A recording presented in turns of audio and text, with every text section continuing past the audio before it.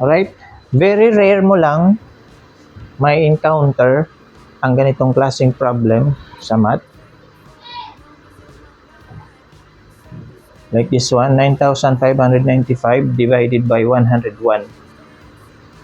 So kung mapapansin nyo, parang dinoble lang or inulit lang yung dividend, diba? 95, 95, 80, 80, and it's divided by 101. So in cases like this, to get the quotient of these numbers, ang gagawin mo lang is to copy this one. So in 9,595 divided by 101, ang sagot nandito lang, 95.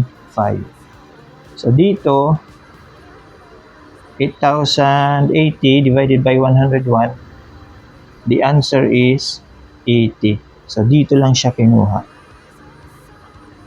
So for this example, 7,272 divided by 101, the answer is 72.